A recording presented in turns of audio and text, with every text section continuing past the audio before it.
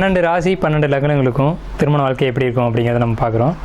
அதில் இப்போ நம்ம பார்க்கக்கூடிய ராசி அப்படிங்கிறது துலா ராசி.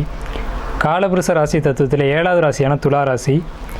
இந்த ராசிக்கு திருமண வாழ்க்கை எப்படி இருக்கும், இந்த ராசி துலா ராசி மற்றும் துலா லக்னத்துக்கு திருமண வாழ்க்கை எப்படி இருக்கும் அப்படின்னு நம்ம பார்க்கும்போது இவங்களுடைய குணாதிசயங்கள் எப்படி இருக்கும், இவங்களுடைய கேரக்டர் எப்படி இருக்கும் அப்படின்னு பார்த்தீங்கன்னா, எம்மதமும் சம்மதமும் வாழக்கூடியவங்க.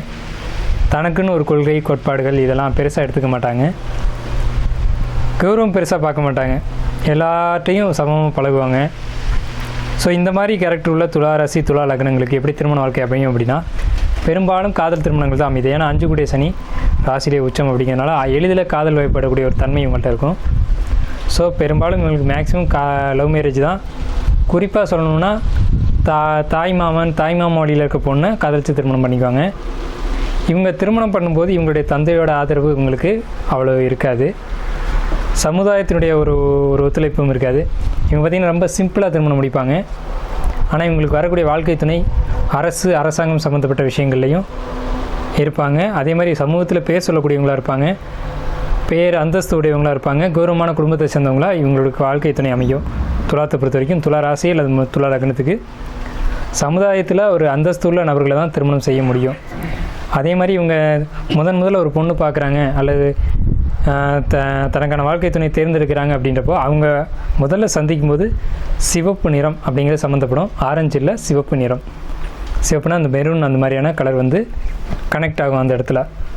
ஸோ இது கனெக்ட் ஆகும்போது இவங்க தான் வாழ்க்கை துணை அப்படிங்கிறத அவங்க தெரிஞ்சுக்கலாம். அதே மாதிரி பார்த்திங்கன்னா இவங்களுக்கு குழந்தை அமைப்பு அப்படின்றது முதல் குழந்தை பெண் குழந்தை தான் பிறக்கும். ஆனால் குழந்தை பிறப்புக்கு பின்னாடி இவங்க வாழ்க்கை மிகப்பெரிய அதிர்ஷ்டத்தை சந்திக்கும். மிகப்பெரிய அதிர்ஷ்டம் வந்து குழந்தை பிறப்புக்கு பின்னாடி தான். மனைவி அமைஞ்சதுக்கப்புறம் தொழில் அமையும். மனைவி வர்றதுக்கு முன்னாடி வரைக்கும் தொழில் அவ்வளோ சிறப்பாக இருக்காது. துலா ராசி துலா லக்னத்துக்கு அம்மா வழியில் பொண்ணு பார்க்கக்கூடாது, பொண்ணு அமையாது. அமைஞ்சிட்டாலும் வாழ்க்கை சிறப்பாக இருக்காது. தாய் வழி உறவு அப்படிங்கிறது இவங்களுக்கு கிடையாது. தாய் வழி உறவு அவ்வளோ சிறப்பாக இருக்காது. துலா லக்னம் துலா ராசியை பொறுத்தளவுக்கு தாய் வழி திருமண வாழ்க்கையில் தாய் வழி சம்மந்தம் வந்து இருக்காது. தந்தையினுடைய சப்போர்ட் இருக்காது. பொதுவாக துலாம் அப்படின்னு சொன்னாலே தந்தையினுடைய ஆதரவு இருக்காது.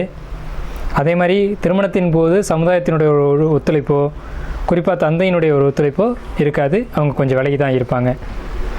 தலைமை தாங்க வேண்டிய ஒரு இடத்துல இருக்கக்கூடியவங்க அந்த திருமணத்துக்கு தலைமை தாங்க மாட்டாங்க. அதுக்கு பதிலாக வேறொருத்தர் தலைமை தாங்கி அந்த திருமணத்தை நடத்தக்கூடிய ஒரு திருமண வாழ்க்கை அமைப்பு வந்து துலா ராசி துலா லக்னத்துக்கு உண்டு. காதல் திருமணம் பண்ணிக்கிறது ரொம்பவுமே பெஸ்ட்டான ஐடியா துலா ராசிக்கு துலா லக்னத்துக்கு. எப்படி கன்னி மிதனத்துக்கு சொன்னமோ அதே மாதிரி துலாத்துக்கும் காதல் திருமணம் அப்படிங்கிறது பெரிய அதிர்ஷ்டத்தை கொடுக்கும். நல்ல ஒரு அமைப்பு தான். இவங்க பெருசாக தனக்குன்னு ஒரு கட்டுப்பாடு வச்சுக்காதனால இவங்களுக்கு வரக்கூடிய வாழ்க்கை துணை ரொம்பவும் கௌரவம் பார்ப்பாங்க. ரொம்ப கௌரவமாக இருக்கணும், அதாவது பிடிவாத குணங்கள் அதிகமாக இருக்கும். வாழ்க்கை துணைக்கு துலா ராசி துலா லக்னத்துக்கு வரக்கூடிய வாழ்க்கை துணைக்கு வந்து பிடிவாதம் அதிகமாக இருக்கும். அதை இவங்க விட்டு கொடுத்தும் போவாங்க. அண்டர்ஸ்டாண்டிங் பார்த்திங்கன்னா கொஞ்சம் இதாக இருக்காது. ரொம்ப ஒரு ஒற்றுமையோடு வாழ்வாங்களா அப்படின்னு சொல்ல முடியாது. கொஞ்சம் எதிரும் புதிருமான ஒரு திருமண வாழ்க்கை தான் துலா ராசி துலா லக்னத்துக்கு அமையும்.